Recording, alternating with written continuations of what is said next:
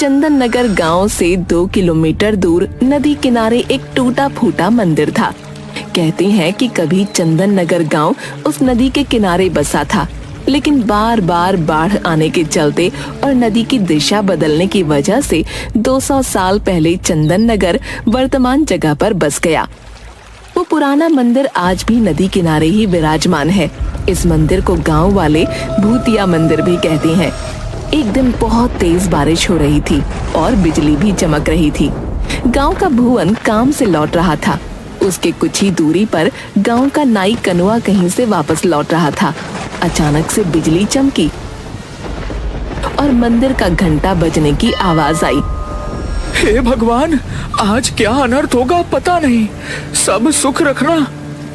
तभी घंटे की आवाज और तेज होती गई और उसके सामने से कनुआ नाई उड़ता हुआ मंदिर की तरफ से गायब हो गया। नहीं, ऐसा नहीं हो सकता, कनुआ चाचा। थोड़ी देर में बारिश रुक गई और भुवन भागता हुआ कनुआ के घर जा पहुंचा। चाची, वो मंदिर। बताओ रे भुवन को क्या हुआ? इतना घबराए हुए क्यों हो? सब मंगल तो है ना? नहीं चाची, कनुआ चाचा मंदिर के घंटे की आवाज में गायब हो गए। नहीं, ऐसा नहीं हो सकता। कह तो कि झूठ है। मेरी आंखों के सामने चाचा मंदिर की तरफ उड़ते हुए चले गए। मुझे माफ कर दो चाची, मैं कुछ नहीं कर सका। धीरज धरो बहू, अब इन गांव वालों को सब पता नहीं किन पापों का फल मिल रहा है। पिताजी, बहुत प्यास लगी है। एक बोतल पानी लाया था, वो दोपहर में ही खत्म हो गया था। जा नदी किनारे जाकर पी ले। क्या पिताजी, 1.5 किलोमीटर पानी पीने के लिए जाऊं? क्यों ना हम अपने खेत में एक कुआं खोद लें।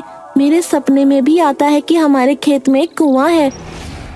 चल चुपचाप अपना काम कर। जब देखो उल्टा पुल्टा बात करता रहता है, आलसी कहीं का। 1.5 किलोमीटर चलने के चलते इनको खेत में ही कुआं चाहिए। अरे सपना में कुआं दिखता है? कल आलू भी निकलना है, माँ भी आएगी, 2 बोतल पानी भर लेना। माँ देखो ना, बोतल से पानी खेत में गिर गया। प्यास लगी है, क्यों ना हम अपने खेत में कुआं खोदें। सचमुच मेरे सपने में दिखता है कि अपने खेत में एक कुआं है। अब तो शाम हो ही गई है, घर जाकर पानी पी लेना बेटा।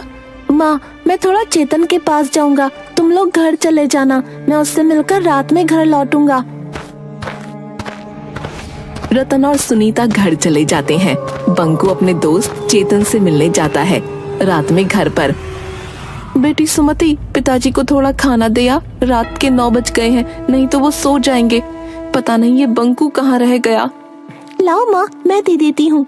रतन के पास जाकर, पिताजी ये लीजिए आपका खाना। ठीक है बेटा, लाओ। बंकू अभी घर लौटा या नहीं अभी तक? नहीं पापा, बंकू भैया अभी तक नहीं आए हैं। तभी पुराने मंदिर के घंटे के बजने की आवाज आती है। आज वर्षों बाद पुराने मंदिर का घंटा बजा था। बहुत दिनों बाद आज फिर पुराने मंदिर के घंटे बज रहे हैं। जरूर कुछ अनर्थ होने वाला है। यह बंकू ना जाने कहाँ रह गया। तभी सुनीता दौड़ती हुई आती है। अजी सुनते हो, बाहर पुराने मंदिर के घंटे बज रहे हैं।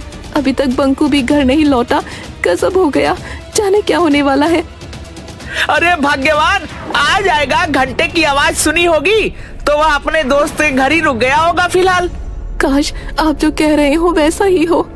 अरे पिताजी, आप दोनों घंटे की आवाज सुनकर इतना डरे हुए क्यों हो? आखिर बात क्या है उस घंटे में? उसी समय दरवाजे पर कोई दस्तक देता है।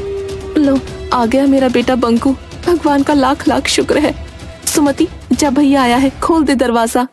सुमति जाकर दरवाजा खोलती है। अरे पंडित जी, प्रणाम।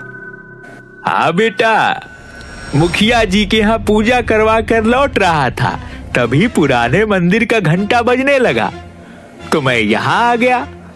अरे पंडित जी प्रणाम। आइए आइए, अंदर आइए। बड़े दिनों बाद पुराने मंदिर का घंटा बजा है। पता नहीं किस बदनसीब की किस्मत खराब है। वैसे तुम्हारे परिवार में तो सब सुरक्षित है ना? मुंह क्यों लटका हुआ है तुम्हारा? प्रणाम पंडित जी। देखिए ना, बंकू दोस्त के यहाँ गया था, अभी तक लौटा नहीं है। पुराने मंदिर से घंटे की आवाज आ रही है, चिंता लगी हुई है। धीरज रखो बहू, कुछ नहीं होगा बंकू को। भगवान भला करेंगे, जहाँ होगा सुरक्षित होगा। लेकिन उस पुराने मंदिर के घंटे की आवाज से सब इतना डरे हुए क्यों हैं? मुझे कोई बताता क्यों नहीं?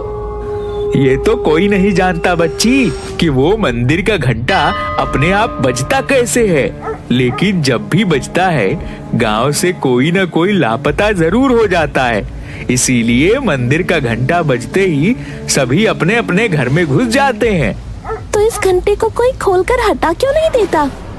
जिसने भी घंटा को हटाने की कोशिश की, उसी क्षण उसे लकवा यानी पैरालिसिस मार दिया। ओह, लेकिन ऐसा होता क्यों है? हमारे पूर्वज बताते हैं कि सदियों पहले उस मंदिर के पुजारी की हत्या चोरों ने कर दी थी और कीमती आभूषणों और मूर्तियों को लेकर भाग गए। पर किसी गांव वाले ने पंडित जी की मदद नहीं की? पंडित ने जोर जोर से घंटा बजाया, लेकिन सर्दी के 12 बजे ठंडी रात होने के कारण कोई भी गांव वाले मदद के लिए नहीं गया। कहा जाता है कि उस पुजारी की आत्मा आज भी मंदिर में ही मौजूद है। जब जब पुजारी की आत्मा कुहकती है, मंदिर का घंटा बजने लगता है और गांव का कोई न कोई व्यक्ति गायब हो जाता है। उधर घंटा बजने के पहले बंकू अपने दोस्त चेतन के घर पर था। चेतन, रात काफी हो गई है, अब मैं चलता हूँ। पिताजी खाना खाते समय मुझे खोजते हैं। दरअसल मैं और पिताजी रात का खाना साथ में खाते हैं। ठीक है यार, तुम्हारे साथ भी पता नहीं चला कि टाइम कैसे गुजर गया, इतनी रात हो गई। तभी मंदिर का घंटा बजने लगता है। अरे बंकू, थोड़ी देर रुक जा यार, पुराने मंदिर का घंटा बजने लगा, जरूर कुछ होने वाला है। नहीं यार, पहले ही काफी लेट हो चुका है, पिताजी मेरे बिना खाए सो जाएंगे। और वैसे भी मैं इस अंधविश्वास को नहीं मानता। ठीक है, चलता हूँ, 10 मिनट में घर पहुँच जाऊंगा। चेतन के बार बार मना करने के बावजूद बंकू वहाँ से अपने घर की ओर चल देता है। जैसे जैसे वह चलता जाता, उसके कानों में पुराने मंदिर के घंटे की आवाज तेज होती जाती। घंटे की आवाज अब उसके कानों में इतनी तेज हो गई कि वो दोनों हाथों से कानों को ढक लेता है। फिर भी घंटे की आवाज उसके कानों में नश्तर की तरह चुभ रही थी। इस दौरान कब उसका पैर मंदिर की ओर चल पड़ा, उसे पता भी नहीं चला।